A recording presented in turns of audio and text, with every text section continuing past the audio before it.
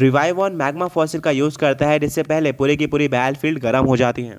इससे अर्थ स्प्राउट को डैमेज तो पड़ता है, साथ में उसका फोकस भी हट जाता है एंड इसके बाद अर्थ स्प्राउट के ऊपर काफी सारे मैग्मा शार्ड्स लगते हैं, जिससे अर्थ स्प्राउट को लगातार डैमेज पड़ते जाता है और वो जमीन पर गिर जाता है। ऐश कहते हैं, अर्थ स्प्राउट क्या तुम ठीक हो?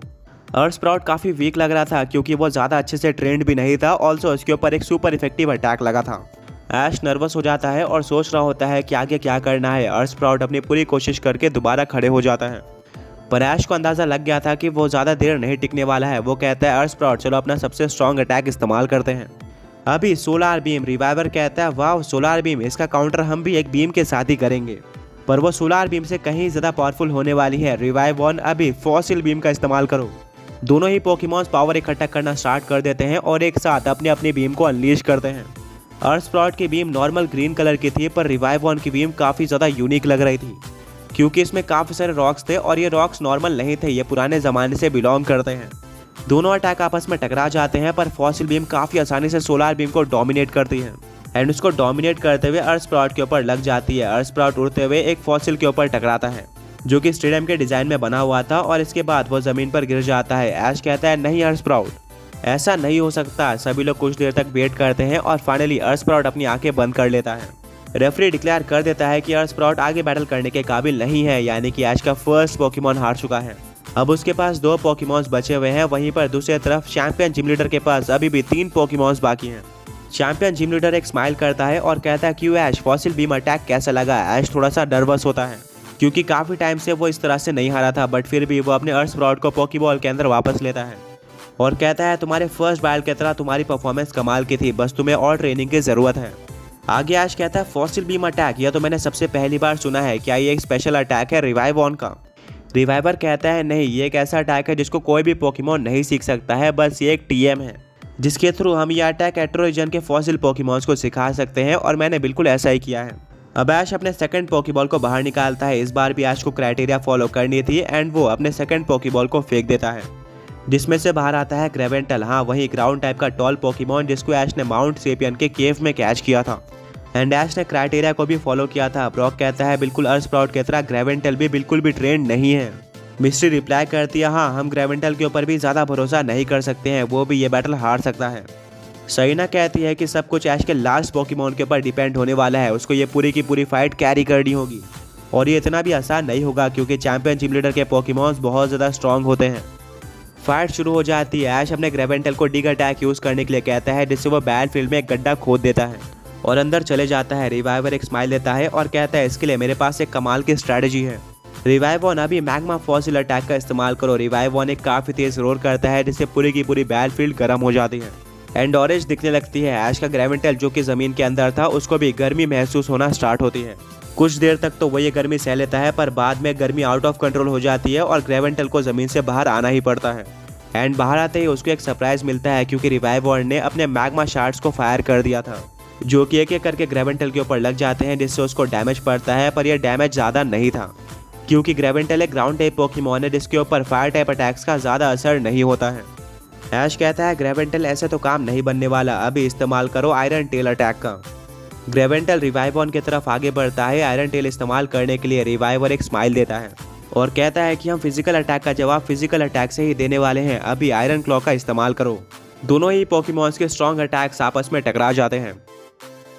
आगे बढ़ने से पहले पिछले पोकी क्विज के विनर्स ये रहे एंड आज का क्वेश्चन ये है कि अगर हम फेनोमेना को भी काउंट करें तो ऐश के पिकाचू का सबसे स्ट्रॉन्ग अटैक कौन सा है? ग्रेवेंटल अपना बेस्ट देता है, बट अनफॉर्चुनेटली यहाँ पर रिवाइव ऑन को ज़्यादा अच्छी ट्रेनिंग दी गई थी। उसका अटैक भी ग्रेवेंटल से कहीं गुना ज़्यादा स्ट्रॉन्ग होता है, जिससे वो ग्रेवेंटल के आयरन टेल को पूरी तरह से डोमिनेट कर देता है, जिससे ग्रेवेंटल उड़ते हुए स्टेडियम के वॉल पर जाकर टकराता है और उसको काफ़ी हैवी डैमेज सहना पड़ता है। ऐश कहता है, ग्रेवेंटल क्या तुम ठीक हो? मिस्ट्री, ब्रॉक और सईना भी काफ़ी नर्वस होते हैं। मिस्ट्री कहती है कि ग्रेवेंटल ज़्यादा देर नहीं टिकने वाला एंड इससे पता चलता है कि वेल ट्रेंड पोकेमॉन होना कितना ज़्यादा इंपॉर्टेंट है जिनकी बॉन्डिंग भी तुम्हारे साथ ज़्यादा अच्छी हो। वेल ग्रेवेंटल किसी तरह से खड़े हो जाता है, जिसके बाद ऐश अपने ग्रेवेंटल को स्टोन एज यूज़ करने के लिए कहता है। ग्रेवेंटल ज़मीन से काफ़ी सारे बड़े और नोकीले पत्थर को समन करता है और उसको रिवाइव ऑन की तरफ फेंक देता है। रिवाइवर कहता है, रिवाइव ऑन, अभी दोबारा से अपने सबसे स्ट्रॉन्ग अटैक यानी कि फॉसिल बीम का इस्तेमाल करो। रिवाइव ऑन एनर्जी इकट्ठा करना स्टार्ट कर देता है, बट इसमें टाइम लगता है, जिसके चलते stone age attack revive on के पास पहुंच जाता है और कुछ पत्थर रिवाइव ऑन के ऊपर लग भी जाते हैं, बट वो अपना अटैक नहीं रोकता।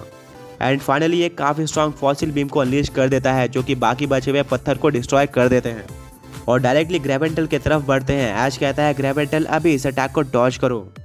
ग्रेवेंटल कोशिश तो करता है पर अपने बड़े साइज के चलते वो इस अटैक को डॉज नहीं कर पाता है एंड उसके ऊपर फॉसिल बीम डायरेक्टली लग जाती है, जिससे एक एक्सप्लोजन होता है और धुआं हटने के बाद देखने को मिलता है कि ग्रेवेंटल बैटल हार चुका है। रेफरी डिक्लेयर कर देता है कि ग्रेवेंटल आगे बैटल करने के काबिल नहीं है, यानी कि ऐश का दूसरा पोकेमॉन भी हार गया है। चैलेंजर ऐश केचम अब बैटल में काफ़ी पीछे हो चुका है, उसके पास सिर्फ एक और लास्ट पोकेमॉन बाकी है। वहीं पर चैंपियन जिम लीडर इस फाइट में डोमिनेट कर रहा है, उसके पास अभी भी 3 पोकेमॉन्स बचे हुए हैं। ऐश ग्रेवेंटल को पोकेबॉल के अंदर वापस लेता है और कहता है कि दोस्त तुमने भी काफ़ी कमाल का ट्राई किया है, ट्रेनिंग देने के बाद तुम एक काफ़ी स्ट्रॉन्ग पोकेमॉन बन जाओगे। आगे ऐश कहता है कि रिवाइवर अभी तक तो तुमने काफ़ी मज़े कर लिए हैं, क्योंकि क्राइटेरिया के हिसाब से मुझे ऐसे पोकेमॉन्स का इस्तेमाल करना पड़ा जिनको यूज़ करने का मुझे एक्सपीरियंस भी नहीं है और ना ही उन पोकेमॉन्स के पास बैटलिंग एक्सपीरियंस है। हम दोनों के बीच में अच्छी बॉन्डिंग भी नहीं है, बट अब मेरे पास मौका है कमबैक करने का लास्ट पोकेमॉन का यूज़ करके, क्योंकि ये एक ऐसा पोकेमॉन होगा जो कि मेरे पूरे पोकेमॉन टीम का सबसे स्ट्रॉन्ग पोकेमॉन माना जाता है।